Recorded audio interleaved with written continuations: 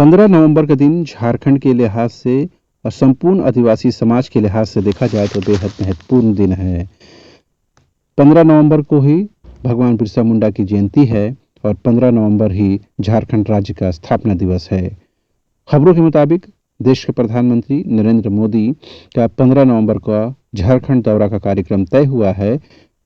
खबरों के मुताबिक वे उल्लेहातू जाएंगे जहां भगवान बिरसा मुंडा के वंशज रहते हैं और उनकी यादें जुड़ी हुई हैं। खबर यह भी है कि झारखंड सरकार प्रधानमंत्री नरेंद्र मोदी को स्थापना दिवस समारोह में आमंत्रित कर सकती है। हालांकि इसकी आधिकारिक कोई कंफर्मेशन नहीं हो पाई है।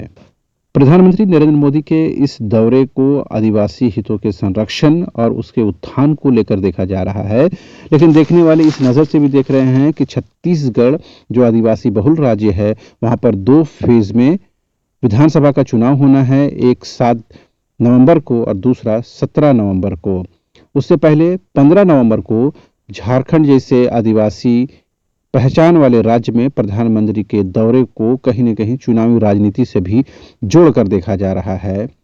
प्रधानमंत्री नरेंद्र मोदी के झारखंड दौरे से पहले झारखंड बीजेपी की ओर से एक बड़ा कार्यक्रम भी आयोजित किया जा रहा है। 28 अक्टूबर को राजधानी रांची के हरमू मैदान में बीजेपी के राष्ट्रीय अध्यक्ष जेपी नड्डा का कार्यक्रम तय है।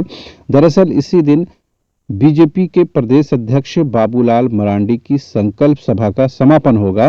लिहाजा कहीं न कहीं बाबूलाल मरांडी को राजनीतिक तौर पर पुनर्स्थापित करने को लेकर यह कार्यक्रम आयोजित किया जा रहा है और इसके माध्यम से कहीं न कहीं विधानसभा और लोकसभा चुनाव की शंखनाद की भी तैयारी है।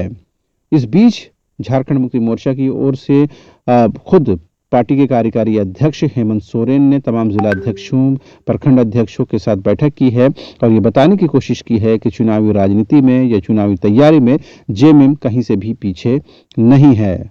कुल मिलाकर कहना यह है कि झारखंड में अभी से ही चुनावी बिगुल बज चुका है। कुल मिलाकर यह है कि झारखंड में अभी से ही तमाम जो राजनीतिक दल हैं वो चुनावी मोड में आ गए हैं, चाहे वो कांग्रेस हो, बीजेपी हो, जेएमएम हो या दूसरे राजनीतिक दल हों। ऐसे में साफ है कि 2024 के लोकसभा चुनाव और विधानसभा चुनाव से पहले झारखंड की जनता का मन टटोलने की कोशिश की जा रही है।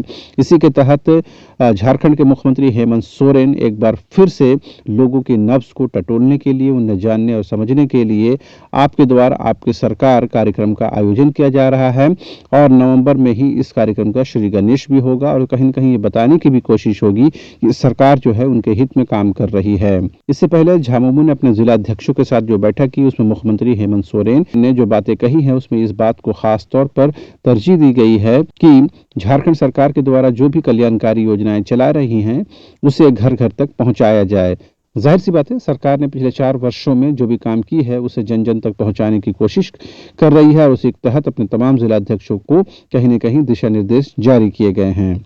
तो कुल मिलाकर ये बात है कि एक तरफ प्रधानमंत्री नरेंद्र मोदी का दौरा है, छत्तीसगढ़ जिसे आदिवासी बाहुल राज्य में चुनाव है, विधानसभा चुनाव है, लिहाजा इस पर बीजेपी और कांग्रेस समेत तमाम दलों की निगाह है। इस बीच झारखंड प्रदेश बीजेपी की ओर से बाबूलाल मरांडी को राजनीतिक तौर पर एक बार फिर से एस्टैब्लिश करने को लेकर के पार्टी के राष्ट्रीय अध्यक्ष जेपी नड्डा का कार्यक्रम तय हुआ है। इस बीच में झारखंड की जनता को तय करना है कि वो किसके साथ है।